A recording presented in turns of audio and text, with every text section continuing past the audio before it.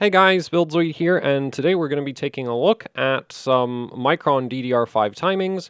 So, as you can see from the system specs, we're using the i9-12900K on a MSI Z690 Unify X provided by MSI, and a Crucial 2x16 4800 CL40 kit that was provided by Crucial.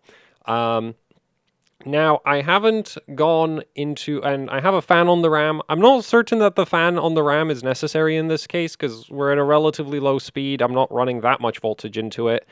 But at the same time, the fan on the RAM certainly doesn't hurt anything, except maybe the aesthetics. But if you've been watching this channel for long enough, you probably know that I literally couldn't care less how your system looks. So RAM cooling takes priority over aesthetics, and that's just how I am.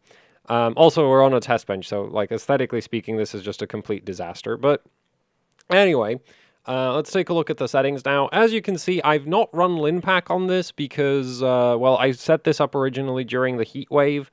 And during the heat wave, I wasn't going to run LinPack on this. That's just like, I'm not doing that.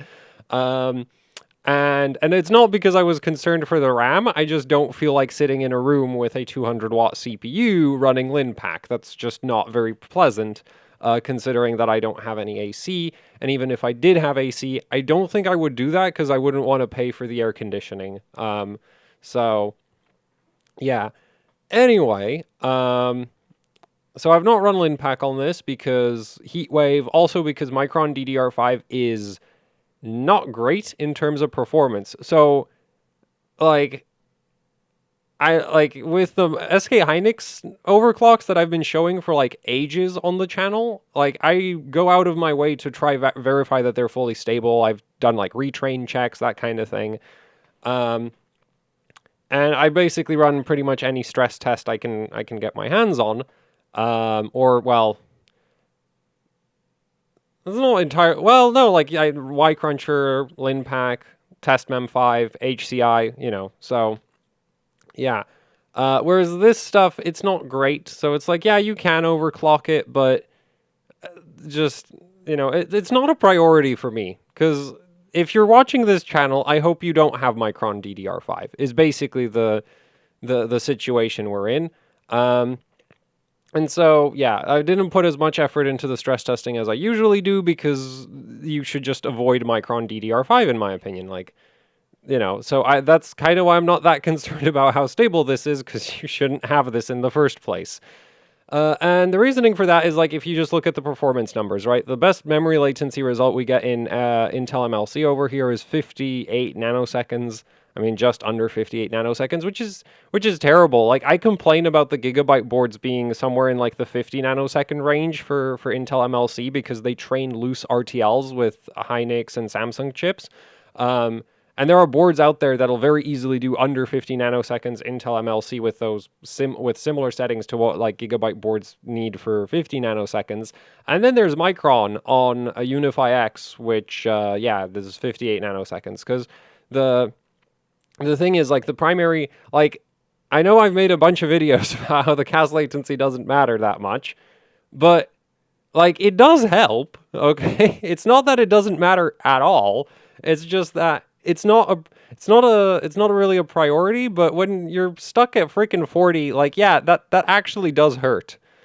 And that's kind of the thing, is like the primaries on Micron DDR5 just don't come down very much. Apparently 1T command rate is possible, but that's still, that probably wouldn't shave off even a single nanosecond. Like, you could actually calculate the impact of 1T versus 2T, as it wouldn't magically fix this. It would still be miserable. Like, you wouldn't go from 58 to, like, 54 nanoseconds or something. Like, that's not happening. In IDA, we're at, like, 62-ish nanoseconds of latency. The memory bandwidth is not great, which the memory bandwidth is literally... Well, actually, even the latency is partially affected by the fact that we're at 5,400 megabits per second. Like, everything is incredibly slow here, right? Like, we've got... Well, except maybe some of the sub-timings, but Yeah, the primaries are miserable. The memory speed is miserable. The memory bandwidth is miserable. The memory latency is miserable because it doesn't clock very high. None of the timings go like a lot of the timings really don't go that low. Because to be fair, the tertiaries are actually like 9-7 for the read to read same group different group. That's actually kind of impressive. Then the read write timings being like 15-15, that's pretty impressive as well. And then you get to write, which is at freaking 19, which is terrible because like Samsung does better and Hynix does a 9 for that. And then we get the write to read timings, which are also kind of terrible at 64 and 50. Yeah, just all around, it's not great. Then TWR pre is 75. Admittedly, I could have maxed out the refresh interval, but the problem with the refresh interval timing is that it is a real pain to stability check, because the refresh interval, like the main issue with the refresh interval is if you're constantly rewriting the data, like reading and writing the data in the memory cells, you won't necessarily pick up refresh interval related instability. So like 260,000 works for benchmarks, works for like it won't immediately crash a memory stress test, but I don't feel comfortable going, hey, you can daily 260,000 TREFI. And that would certainly bring down the memory latency a little bit more, but you'd still be in that like 60 nanosecond range. It wouldn't magically turn it into like it wouldn't, we wouldn't be in the territory of like actually good DDR5 memory chips. We'd still be in like Micron DDR5 territory in terms of performance, and that's just not really somewhere you really want to be, in my opinion. Anyway, HCI memtest pass that went to 525%. Test mem5 extreme 1 and to 777 passed as well. So yeah, like Test mem5 does a pretty good job of hitting the memory controller. It's not as hot as LinPack. That's why you should also use LinPack, but yeah, I'm like I said at the start of the video, I'm not running LinPack on this. Yeah, so this is like, if you've got Micron sticks, this is probably what you're going to end up with. Something like that. I could have lowered the TRFC timings a little bit maybe, and there's not really, like the TRFC timings, you don't have to have the same concerns as TREFI, because the problem with TREFI is that you might not detect like data loss during stress testing, but you might have data loss when the system is relatively idle and some of the memory cells aren't being hammered very much. Whereas with the refresh cycle, like this one's actually pretty simple. You don't have to be too worried about setting that one too low. So I could have tightened that one up. The thing is, it doesn't tighten that much either. Like that's basically with Micron, any of the sort of, well, I mean the TRRDs are good, TFO's good. Cast write latency sucks. I've not actually tried if that one would go much lower, but it probably wouldn't. So yeah, oh yeah, and TRAS sucks as well because there's a row cycle time. Like the memory sticks have a pretty hard row cycle time limit. So yeah, anyway, let's go into the BIOS and take a look at some of the settings that this is running at.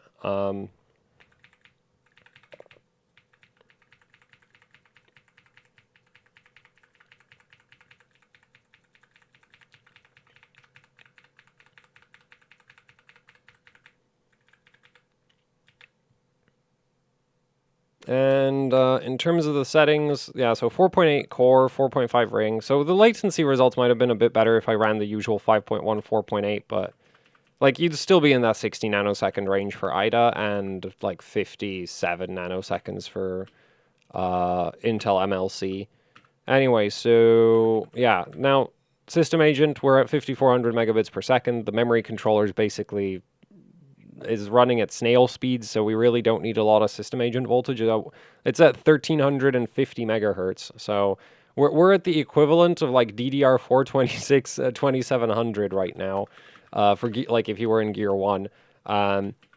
So, and by that I mean we're at the, like, that's what the memory controller is running at. I'm not saying that this is the equivalent of DDR4 2700 in terms of performance. It's not. We have way more memory bandwidth than DDR4 2700.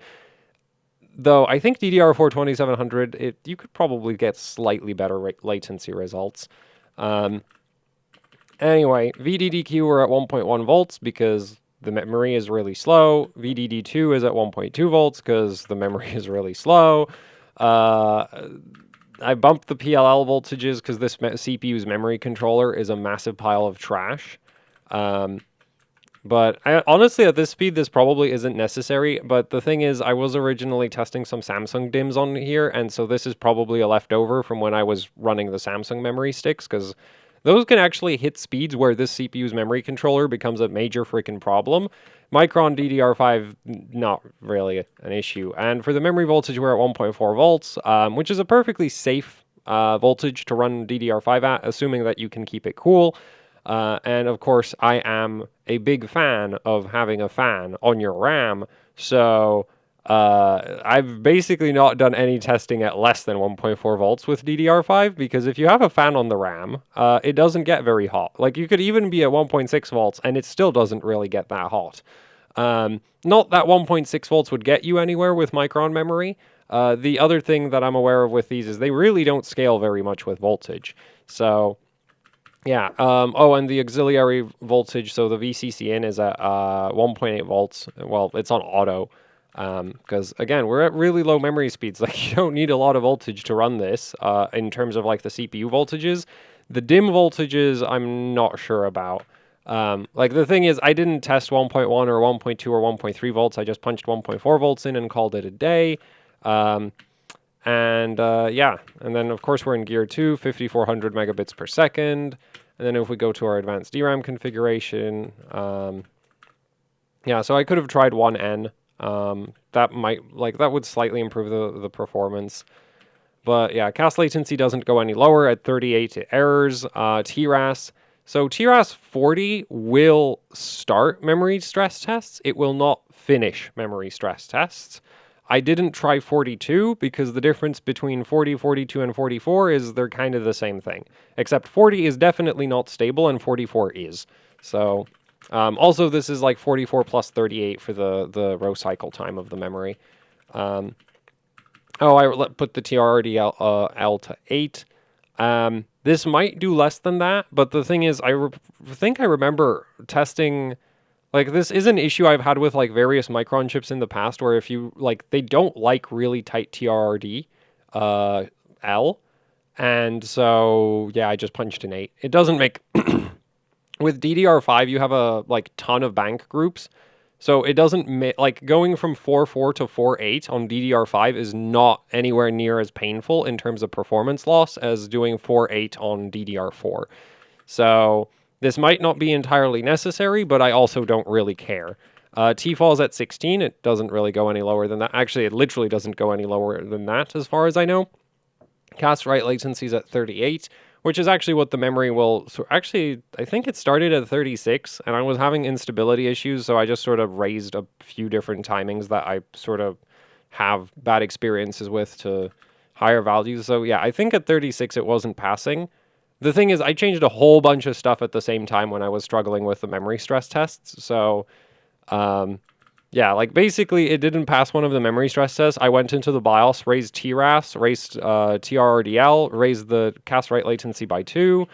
So it went from 36 to 38. TCKE at 4 is perfectly fine.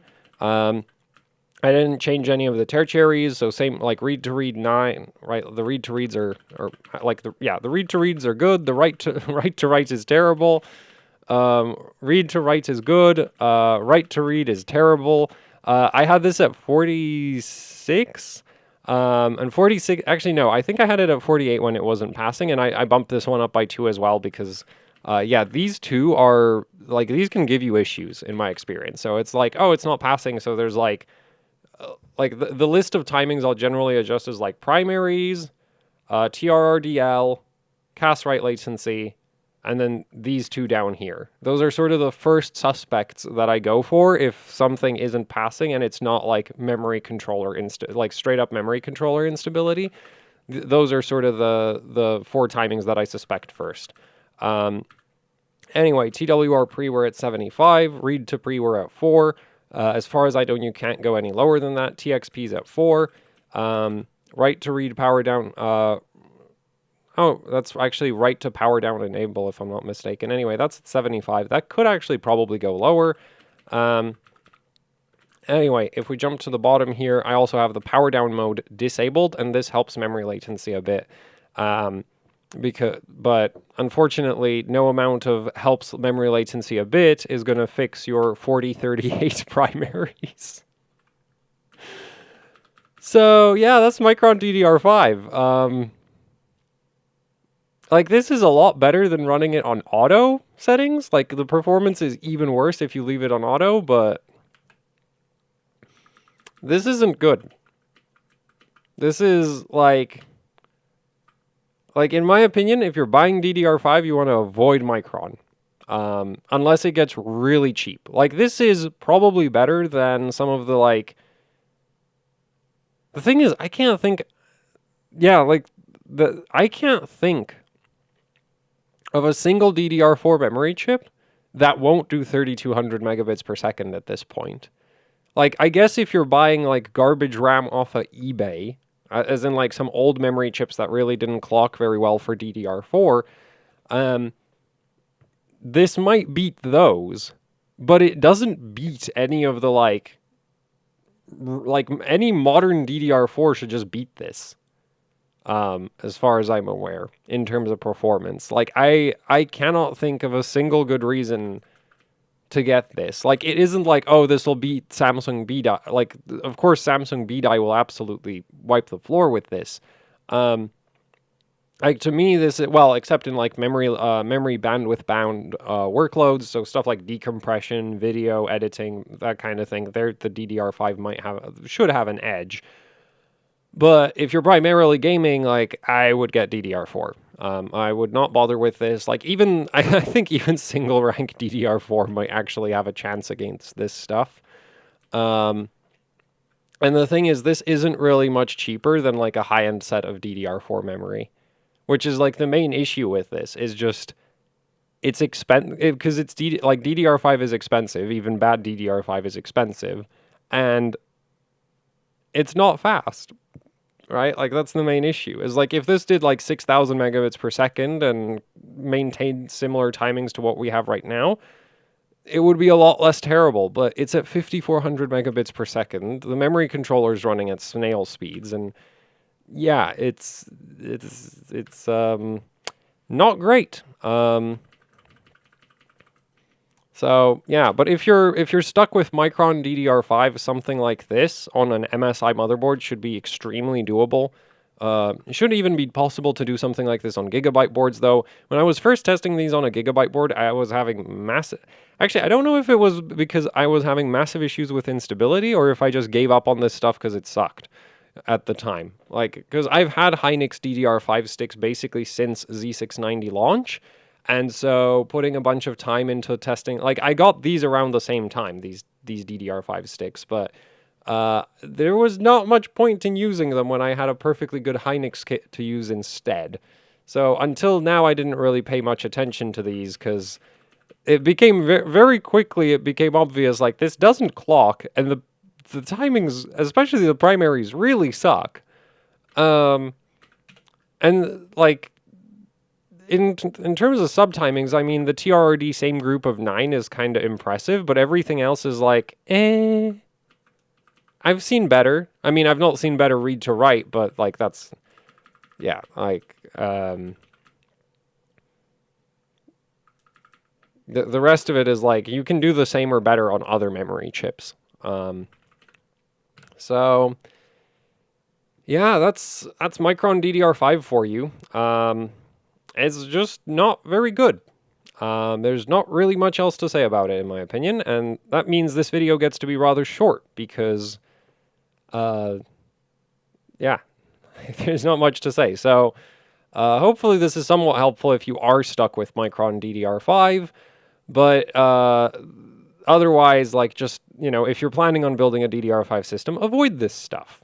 Just avoid it. Like, yeah, like, get DDR4 instead if you can't get, like, proper DDR5 for a reasonable price. And by proper DDR5, like, the easiest way to avoid this stuff is to just buy memory kits rated for 5,600 megabits per second or higher.